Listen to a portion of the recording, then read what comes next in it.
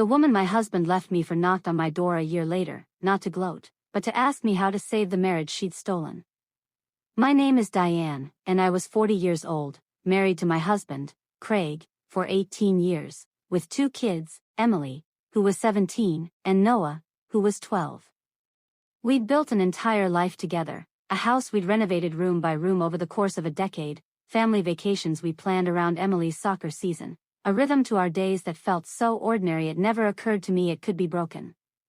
Craig and I met in our early 20s, back when we were both broke and figuring out our careers, and I always believed that shared history counted for something, that 18 years of showing up for each other through job losses and sick parents and 2 difficult pregnancies had built something solid enough to last. I wasn't naive about marriage. I knew it took work. I just never imagined the work would suddenly become optional for him. Looking back, there were signs I chose not to examine too closely. Craig started working out more, buying new clothes, taking calls in the garage with the door shut. I told myself midlife crisis, told myself men in their 40s sometimes just needed a little reinvention, some harmless ego boost that would pass on its own. I never once considered there was another person involved, someone real, someone with a name and a face and an entire future she expected to have with my husband. Her name was Ashley, and she was 23 years old, working as an assistant at the marketing firm Craig had recently started consulting for. 17 years younger than me, closer in age to our daughter Emily than to Craig himself, though I only did that particular math much later, sitting alone in our kitchen after he'd already told me everything. He told me on an ordinary evening, after the kids had gone to bed, sitting across from me at the same table where we'd eaten dinner as a family for over a decade. He said he'd fallen in love with someone else, that he hadn't meant for it to happen, that he owed it to himself to finally feel something he described as alive again. He said all of this with a strange kind of calm, like he'd rehearsed it, like he'd already made peace with destroying our family before he ever sat down to tell me about it. I remember asking him directly if he understood what he was doing to Emily and Noah, and he said the kids would be fine eventually, that plenty of families survived divorce, as if that made the specific damage to our specific children somehow smaller. I remember staring at his hands on the table, the same hands that had held our newborn daughter, that had built Noah's bunk bed one exhausting weekend, and wondering how those hands belonged to a man capable of saying something so casually devastating. The divorce moved quickly, faster than I expected, since Craig seemed almost eager to finalize everything, eager to start his new life without the friction of an ex-wife who wasn't ready to let go of 18 years in a matter of months. Emily stopped speaking to him almost entirely for the first several months, answering his texts with single words if she answered at all. Noah, being younger, seemed more confused than angry, mostly just asking me over and over why Dad didn't live with us anymore, questions I answered as gently and honestly as I could manage without completely falling apart in front of him. I spent that first year rebuilding something resembling stability, going back to work full-time, learning how to manage a house and 2 kids and my own grief without Craig's income or his presence to lean on.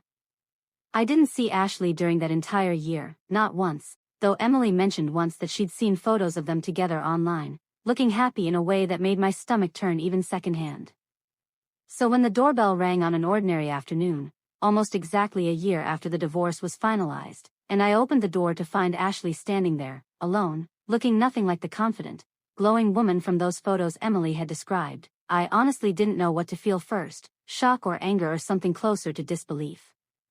"I'm sorry to just show up like this," she said, her voice small, her eyes red like she'd been crying recently. I didn't know who else to ask. I stood there for a long moment, one hand still on the door, staring at the woman who had, in some very real sense, ended my marriage. Ashley looked smaller than I remembered from that one time I'd seen her from across a parking lot, months earlier, when I'd made a point of not looking too closely. Up close, she just looked young, and tired, and nothing at all like a threat. I almost closed the door. My hand actually tightened on the frame, some old instinct telling me to protect whatever was left of my dignity by simply not engaging.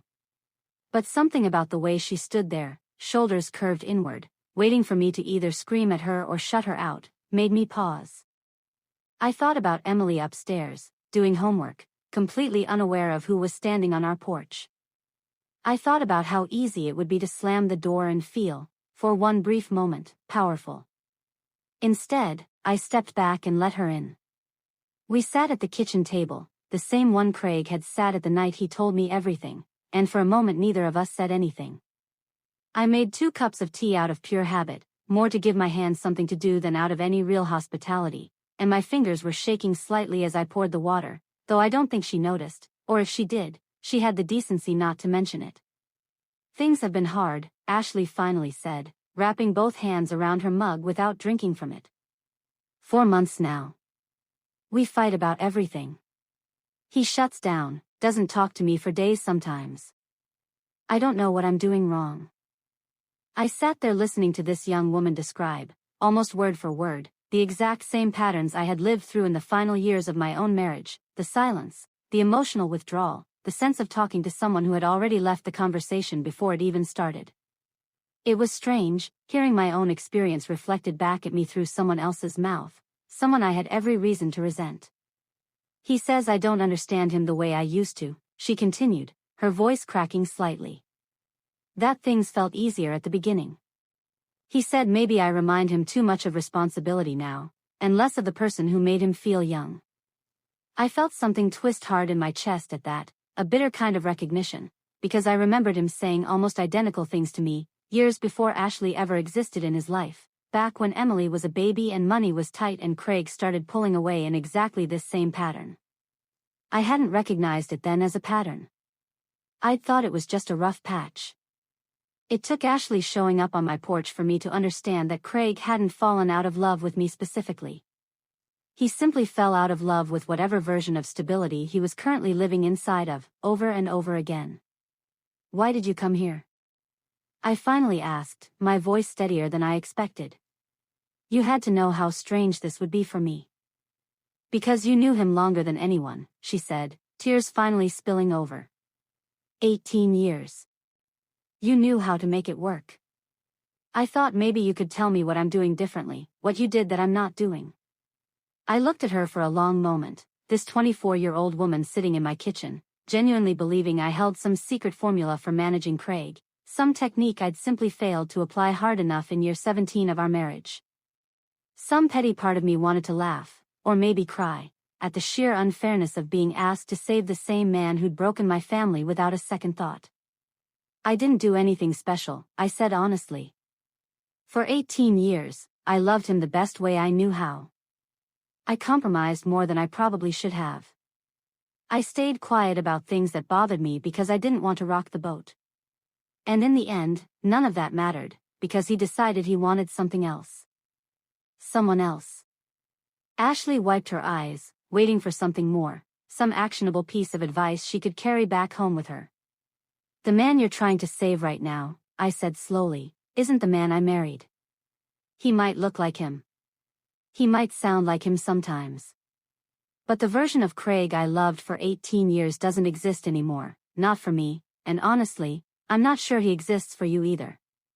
People don't become different people just because they're standing next to someone new." She sat with that for a moment, her shoulders sinking slightly lower. "So there's nothing I can do," she said quietly. "I didn't say that," I said. "I said I can't tell you what to do, because I'm not the right person to ask. I'm not a marriage counselor, and honestly, I have too much of my own history with him to give you anything close to unbiased advice. If things are as hard as you're describing, you need to talk to an actual professional, someone trained to help you two figure out whether this relationship is even worth fighting for. That's not something I can hand you over tea in my kitchen."